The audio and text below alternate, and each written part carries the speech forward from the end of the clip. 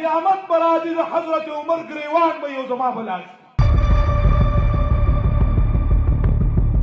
تروړې پسې به ته مولا بانګ مالځې او ماښام به د روژه ماته شوي چې کور ته راځې او داسې قیمتي وړلي چې قسم دې غوایم په مشکله خوري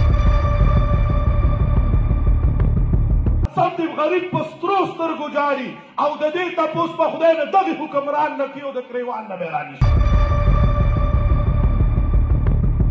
کم خلک به کنځلې کوي بدې ردې وایي په لیډرانو پسې هغه خبرې خو موږ پروموټ کوو مخکې به وځو دوستانو څنګه چې تاسو ته معلومه ده چې په پاکستان کې د مهنګایۍ یو سلسله شروع ده الله دې پاکستان باندې خپل رحم وکړي هغې باره کې مولانا صاحب چې کوم دی نو یو بیان کړی دی ډېر ضروري او خوندور بیان دی تاسو دا واورئ او حکمرانانو ته به چې کوم دی نو یو میسج هم دی او موږ پښتنو ته به کوم یو ډېر ضروري پیغام دی دغه اورئ دې نه بعد در سره بیا خپلې خبرې کوم ورونو وړو ته خلک په قطار کې ولاړ دی دا غریب چې په قطار کې پروت دی دا غریبه زنانه چې دې بادشاه په قطار کې ودرولې ده او د دې نه پړونې پرېوځي د دې نه لوپټه پرېوځي غریب بابا پکې راپرېوځي وفات شي د دنیا خلک پکې مړه شو په خدای مې قسمي جواب اے حکمرانا تم زما رب دربار ته ځي زما پیغمبر ویلو کلکم راع وکلکم مسئول عن رعیته هر یو په تاسو کې شپن کېږي او د هر شپن کېنه به د خپلو ګړو تپوس سبحان الله ځوان څه شو هغه عمر صاحب قسم په رب هغه به ویل لو کان مات الکلب جوعا که یو سپی د دریای پوران په غاړه د لوږې نه مړ شي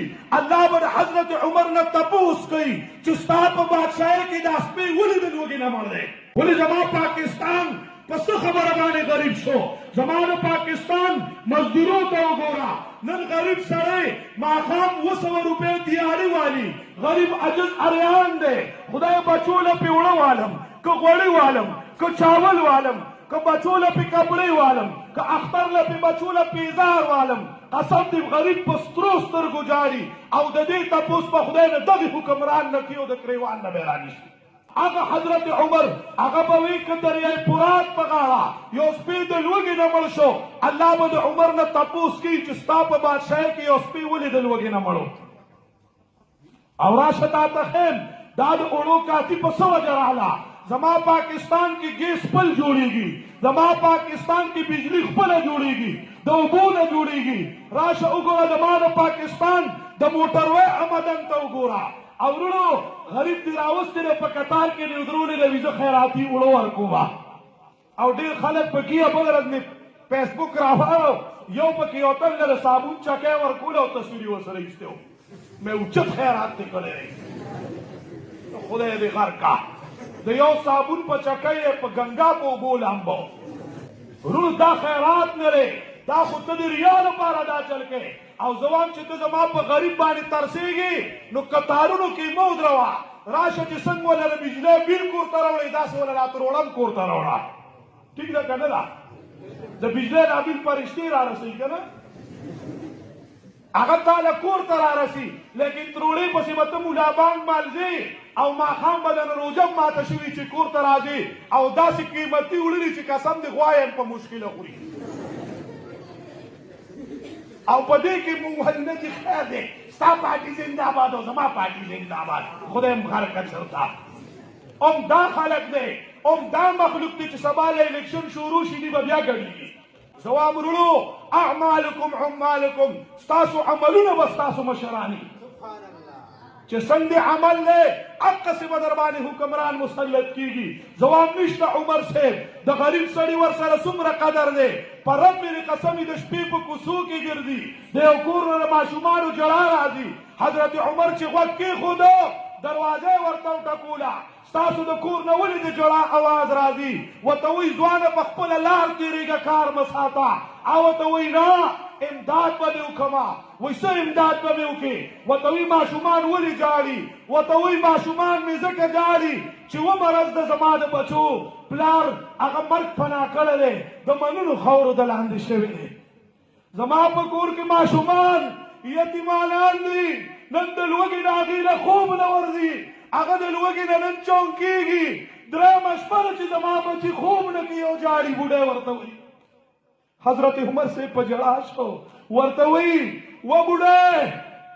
ته حضرت عمر ولې نه خبرې چې ستا په بچو باندې دومره سخته تېرېږي تا له پکار دي چې حضرت عمر خبر کړي ابی ورته څه وي زما څه کار دی چې زه حضرت عمر خبروما زما دې په خدای قسم ځوانه روز د قیامت به راځي د حضرت عمر ګریوان به یو زما به لاس حضرت عمر په ژړا شروع شوې په کوڅو کې کرېږې کړې ویې جل وی یا الله د دې نه مخکې به مې په شپه کې 3 عیسې ویښه باندې تېروله نیمه عیسه